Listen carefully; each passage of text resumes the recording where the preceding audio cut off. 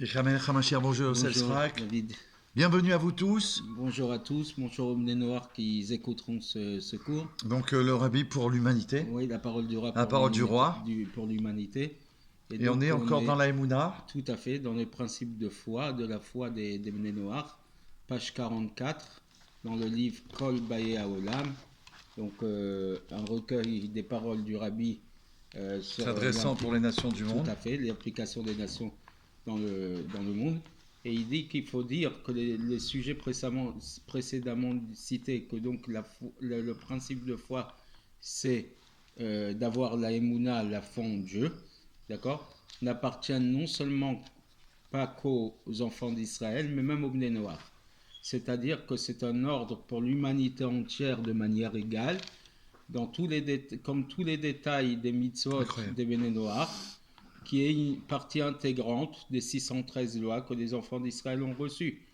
Que donc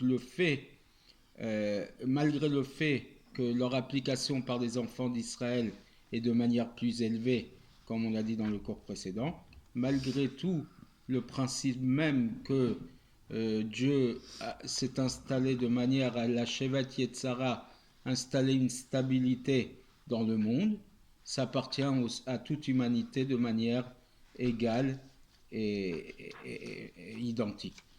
Et l'explication, le fait même qu'on élimine la vodazara, l'idolâtrie, le principe de négation de l'idolâtrie, c'est que c'est le contraire de l'idolâtrie, c'est la foi en Dieu. Et ça, c'est un sujet aussi essentiel chez les nations du monde, qui ont aussi reçu l'ordre de croire qu'il y a un maître à ce bateau, qui est le dirigeant de ce monde, celui qui a créé ce monde et qui le dirige, et à tel point que le fait de renier l'existence de Dieu, comme l'a fait Pharaon lorsqu'il a dit « Li eori vani asitini », le Nil m'appartient, c'est moi qui l'ai créé. Donc, comme si c'est lui qui avait créé... C'était autoproclamé Dieu. Oui, voilà, il a renié l'existence de Dieu et considéré comme la faute la plus gravissime qui puisse exister. La faute la pire qui puisse exister, comme expliqué longuement dans différents endroits.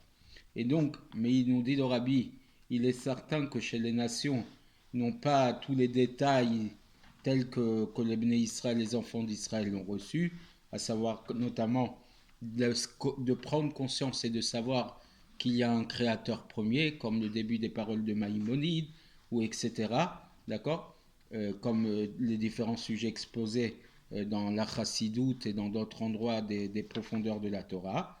Mais l'idée générale de savoir qu'il y a un créateur dans ce monde qui dirige le monde entier, ça, même eux l'ont reçu à travers le premier monothéiste Abraham Avinu, Abraham, dans lequel la Torah témoigne que Abraham était seul contre le monde entier.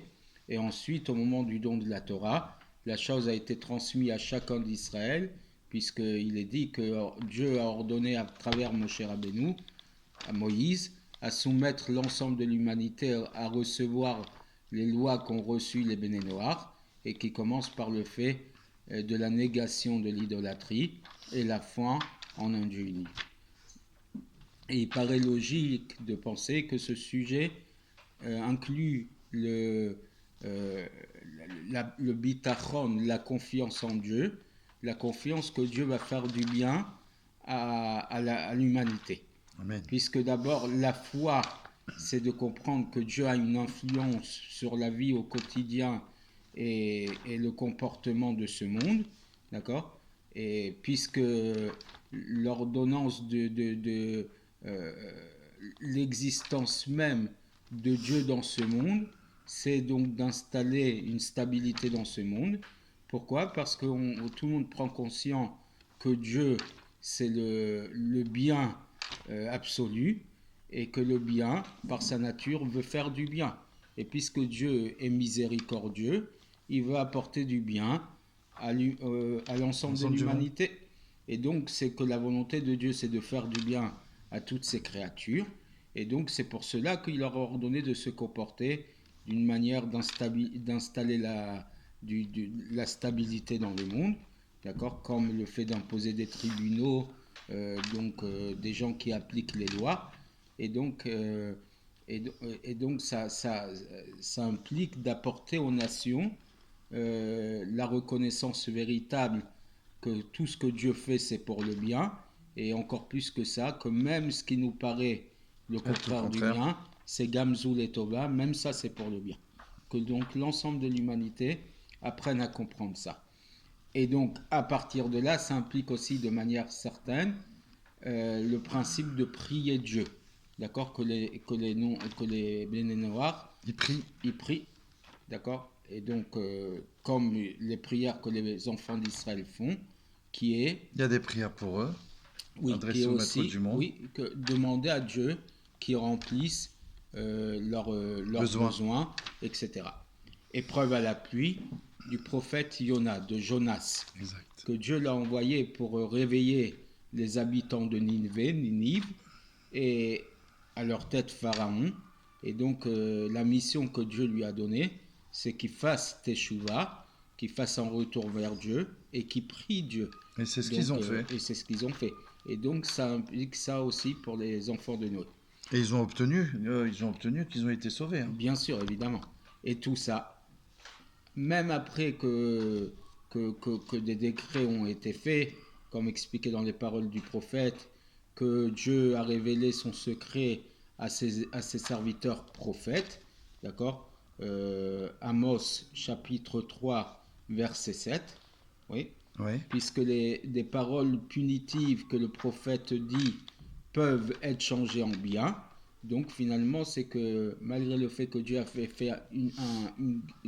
un décret sur les habitants de Ninive, dès lors qu'ils ont fait Teshuvah, qu'ils sont revenus vers lui et qu'ils ont commencé à prier, ces décrets se sont transformés en bénédiction. Exactement. Et ça, ce sujet va devenir une partie des instructions de la Torah, à savoir enseigner, que nous enseignons aux gens de Ninive ou aux Béné Noach de pouvoir faire Teshuvah, le principe de repentance, de retour vers Dieu, et prière à Dieu pour remplir leurs besoins.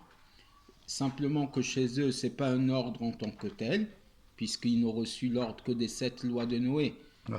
Et la prière ou la Teshuvah, donc le retour, le repentir, ne faisant pas partie des 7 lois de Noé, mais c'est une loi implicite, d'accord ? C'est simplement une partie de l'ordonnance de négation de l'idolâtrie, qui elle fait partie des 7 lois de Noé, et foi en Dieu, d'accord ? Et donc à partir de là, nous venons à un dernier point, concernant l'obligation des enfants d'Israël de soumettre l'ensemble de l'humanité à accepter les lois qu'ont reçues les enfants de Noé. D'accord ? Donc ça, c'est notre rôle, oui, en tant que juifs, d'exposer ça. Et donc c'est pour ça que depuis des années, nous nous impliquons dans ce projet-là. Et merci à Rav David Torjman pour tout ce que tu fais pour permettre aux Bnei Noach, aux enfants de Noé francophones en France et ailleurs dans le globe, puisqu'il y a des gens d'ailleurs, d'accord ? Bien sûr. Oui. Il y a beaucoup de francophones dans le monde aussi. Oui, et qui nous écoutent. Et donc notre obligation, notre rôle en tant que juifs dans cette mission, c'est donc qu'en plus du fait de leur faire pénétrer de la foi au Créateur du monde, donc il faut aussi qu'on souligne, lorsque l'on enseigne aux enfants de Noé, de comprendre qu'à Kadosh Baruch Hu, que Dieu, c'est le bien absolu, et que sa nature, c'est de faire du bien, et donc que très certainement Akadosh Baruch Hu élimine les sujets négatifs, et ça, c'est une de nos missions. Absolument. C'est pour ça qu'à chaque fois que tu fais ce cours pour les enfants de Noé, du mardi soir et d'autres moments, tu mets en avant les miracles, les différentes choses, et voilà, ça fait partie de notre mission, et on espère bien remplir cette mission et vous apporter les aider le mieux à accomplir la volonté de Dieu. Amen. Jusqu'à la venue de Mashiach tout de suite, Amen. Immédiatement, Amen.